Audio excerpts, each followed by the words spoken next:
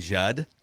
Time for some statements, boys. We usually do this on Monday, but it's become kind of a day after Vikings game staple. So, Judd, if you would care to do the honors here with the first breakfast ball off the tee, what is your first Vikings related statement?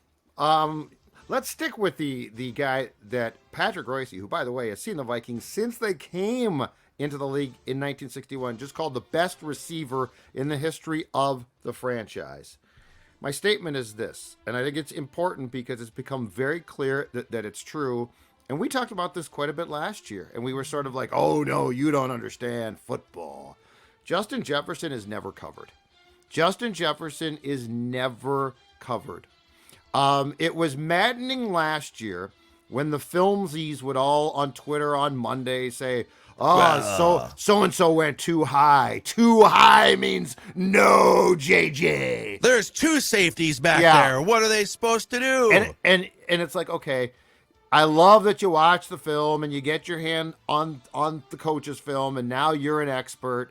But the reality is he's never covered. And I mean, we saw that again last night, and it is incredible. And I love the fact that KOC has turned Kirk loose to say, no, Kirk, he's never really covered.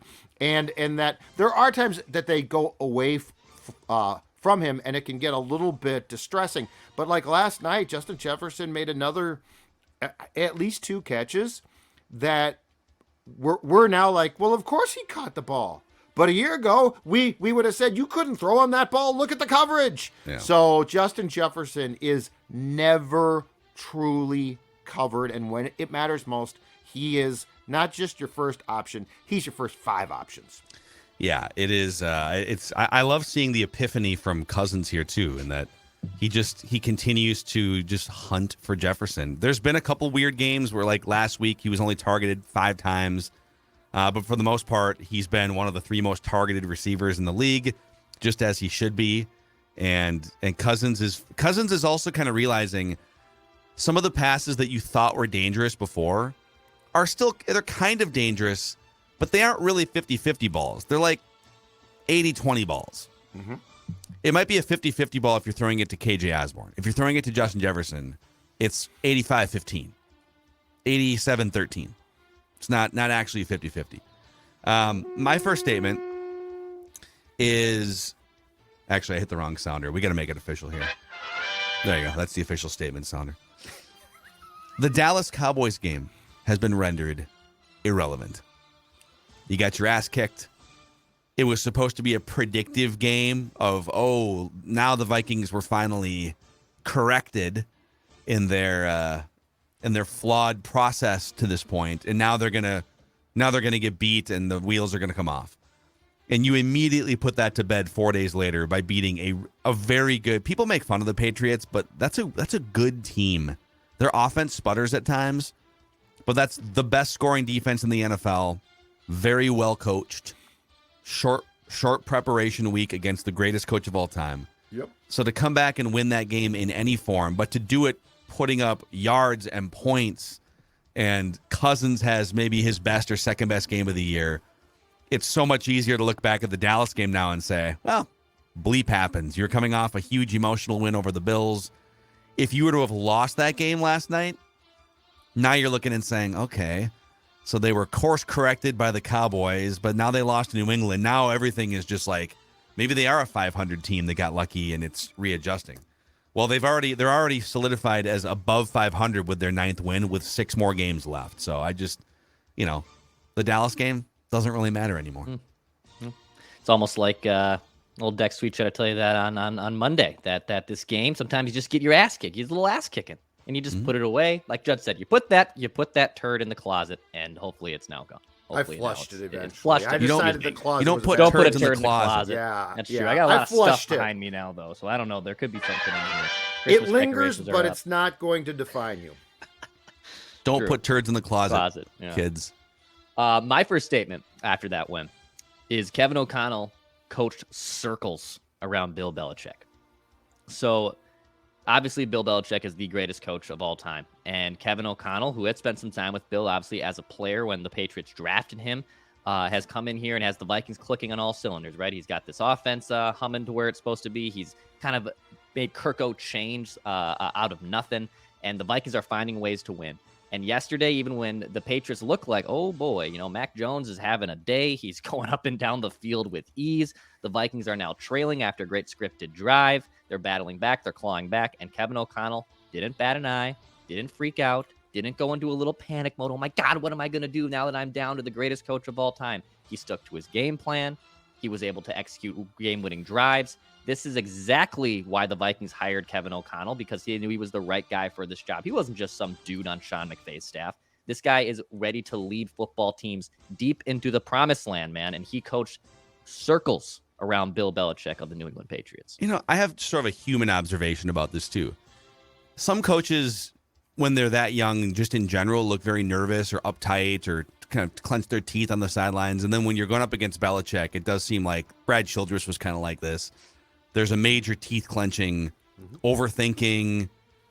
Kevin O'Connell just looks so comfortable being Kevin O'Connell.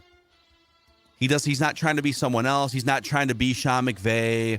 He's not trying to be Bill Belichick. He's taking things from the different stops in his career, and he's just stacking those things on top of who he is as a coach and a person. He's just like really comfortable in his own skin, and I think the team kind of feeds off of that. It's an absolute shame that he didn't have more ability as a quarterback, because he's wired like a great quarterback. He is. He just wasn't that good. He's got that demeanor. He's got the quarterback, the Tom Brady kind of. He's got the arrogant, cocky, but you like him sort of thing too going for him. Mm-hmm. I mean, he's cocky. There's Might no be like. Anyone What's that? That'd be me. I was just making a me. Oh, reference. no. You and Kevin O'Connell have very little in You common. just like made this about you? I did. You have very you little in said common. quiet confidence, but also you kind of like and gravitate towards him. That's all I was saying. Okay. You've really gone off the rails. The espresso has really kicked in after the early start today. It's just, you didn't get enough sleep. Ready to go. Yeah, I 7 didn't hours sleep all night, and you didn't get enough sleep. And then I took an espresso. I'm bouncing off the wall. Did you just compare yourself to like a cool NFL football coach? I did. I very much did. Happy Black Friday. Declan Goff, everyone, right there. Yes. All right, Judd, back to you here. Statements. All right. Lots of positives. Big win. Not 9-2, but Sports Dad has to bring in a statement that is a reality, which is the Vikings defense is an impediment in getting to the before I die mission. They can win games. They've proven it. The bend but don't break thing is sort of a cute like catchphrase of I'm really, really concerned, but they won. Yeah. But when it comes, but the mission is before I die, a Super Bowl championship. And the reality is that the playoffs turn into a different animal completely. And the defense, I don't see the chops there. I don't see the chops to make a playoff run. Could they win a playoff game? Yes, absolutely. But you're going to get at some point in time into a game where the defense can't give up 400 yards or 350. And you really need them to be stout, and you really need them to be great. And if anything, I'm concerned because of Zadarius Smith's knee being a problem now, that it's going backwards. And I understand that guys are hurt, but just as a whole, I don't know if it's Ed Donashell. I don't know if it's the players they're trying to fit into the scheme that are more 4-3 guys. It's probably a mixture of things, but the before I die mission is going to be made very tough because this defense, I think, is going to have a very hard time in the playoffs not breaking. Yeah, it is. Well, the PFF grades just came out right now during this episode. I'm going to give you a couple interesting nuggets. Nice. So Zadarius Smith still found a way to tally 5 pressures in that game, leading all Vikings players.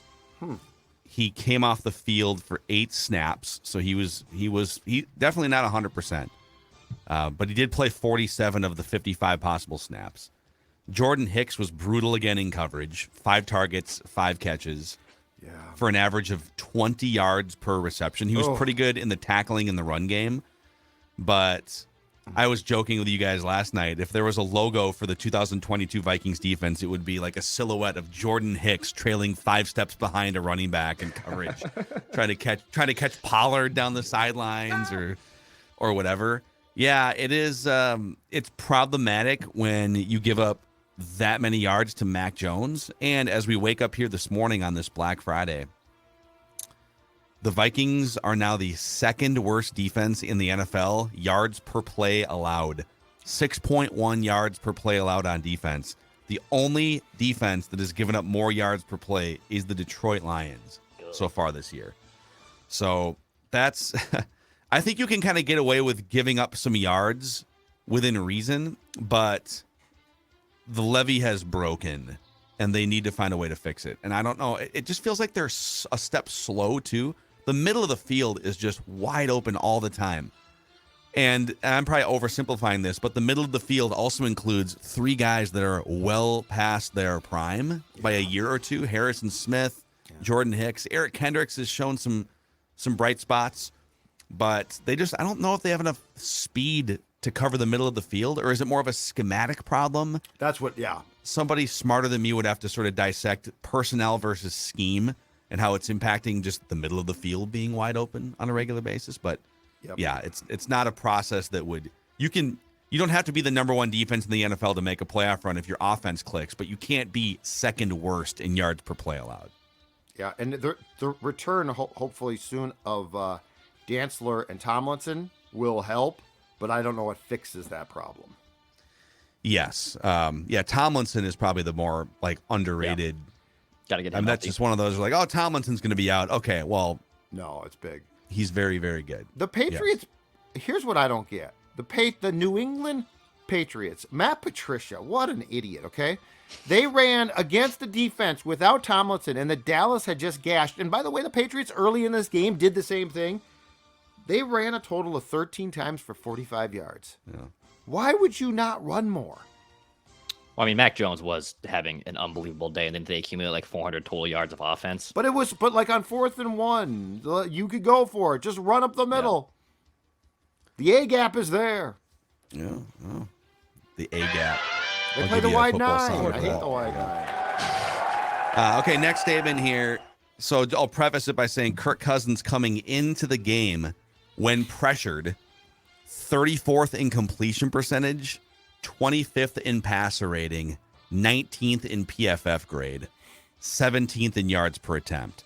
So depending on which of those metrics you want to blend together, bottom third of the league as a quarterback when pressured. When he's clean, he's incredible, right? So that was coming into the game. And of course, the Patriots had one of the best pressure defenses. No Christian Darrisaw. A lot of room for potential disaster there. Well, last night, and here's my statement, Kirk Cousins was excellent, largely under pressure. So he was pressured a lot less than in the Dallas game, but still pressured on it says 39% of dropbacks. I'm actually that seems a little high to me.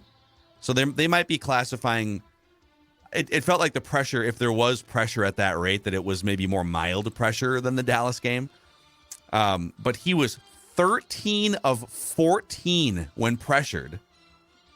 So that's a 93% completion rate for 168 yards, 12 yards per attempt, 2 touchdowns, the 1 interception they did classify as a pressure.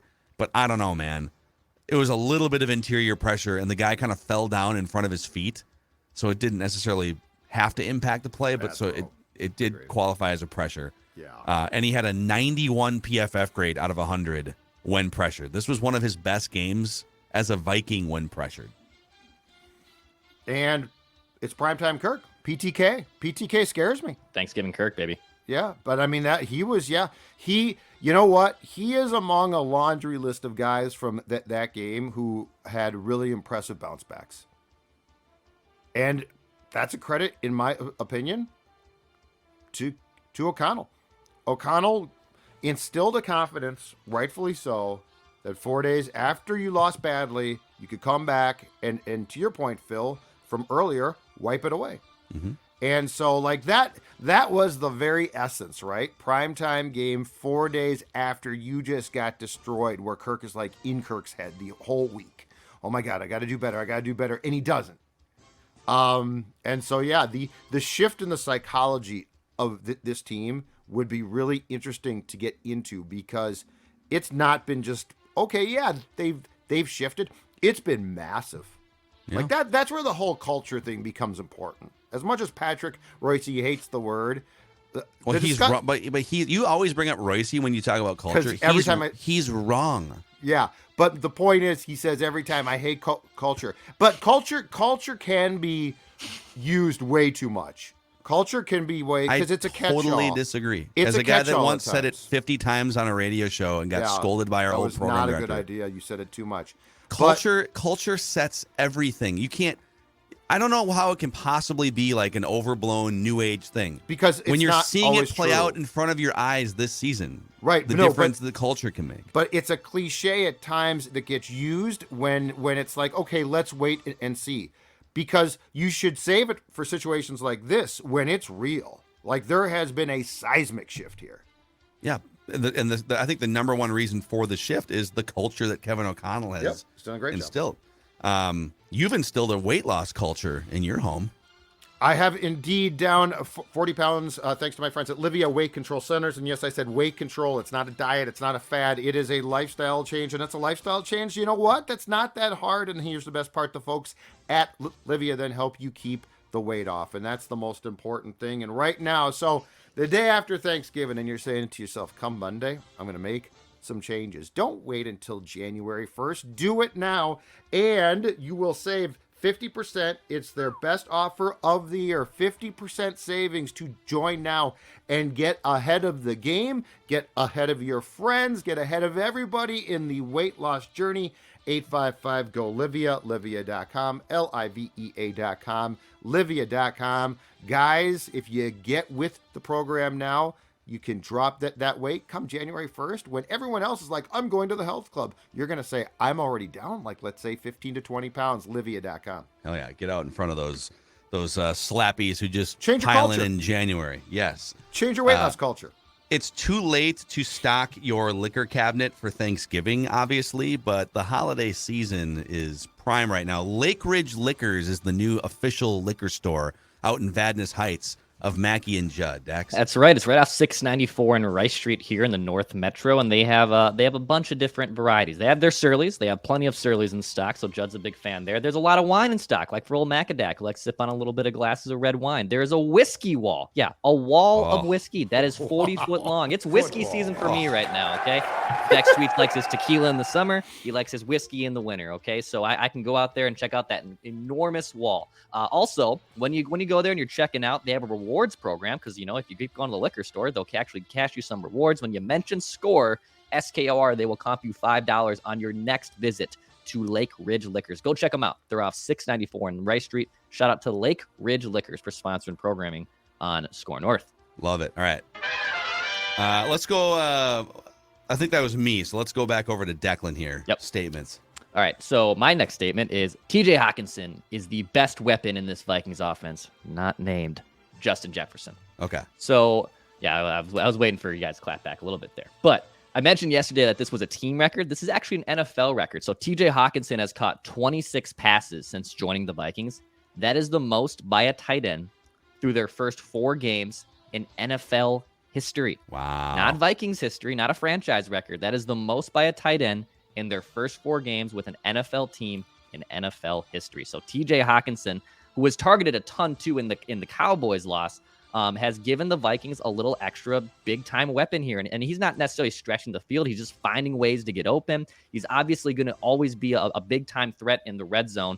And now he, in my opinion, just 4 games of watching him, he is a bigger weapon than Adam Thielen. He's obviously a bigger weapon than KJ Osborne. And I know Dalvin Cook has maybe lost a step. I still think this guy right here in just 4 games is the second best weapon in this offense. He's the best weapon not named Justin Jefferson. He's already 4th on the team in catches. Yeah, he's played 4 games. And yak, man. 26 the yak. I love that. He is a pretty good yak tight end for sure. Yep. So on the season here, if you count the games he played with the Lions, he's up to 52 catches for almost 600 yards. So he's knocking on the door. He's actually already surpassed his yardage total from 2021, although he only played 12 games.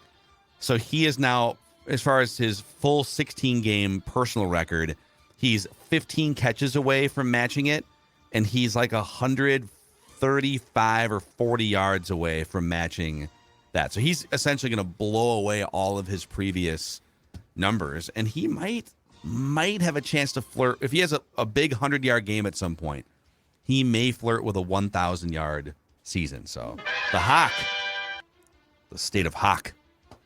Judd? My next statement is very simple. Don't wait until it's too late. Don't wait until he costs you a playoff game. While the defense is, like, we can debate that. There are some big concerns there. But we can debate, can they be fixed? In progress, can they be fixed? I don't know that the answer is yes. I do know this. There's only one man who's missing PATs and 50-plus yard field goal attempts. And when it comes to Greg Joseph, I think to say, well, who else are you going to find is a lazy statement. Because you know what? You're calling our calling executive producer. I'm calling him out. I'm calling everybody out. Lazy statement guy. It's a lazy but it's a lazy thought process. Because you know what? There's no Call his ass out. There's no scheme problem there. There's no problem with scheme there. There is a fundamental problem. 5 PATs missed and 50-yard field goals being a damn near impossibility for a guy who, by the way, hit from 60 in training camp. It's largely, I think, in some ways, psychological, at least on the point after attempts. You've got to be proactive here. Like, I appreciate sticking with players. I appreciate empowering players. I get that. And that's a great idea to, again, help set a culture. But don't get to a playoff game when this roster, which has been overachieved as far as what we expected on wins, right? Don't get to a playoff game and have him cost you that and then be like, well, we had to rely on him. You've got to be proactive. Even if you don't find the solution, take steps to at least try and address it. So you would cut him now?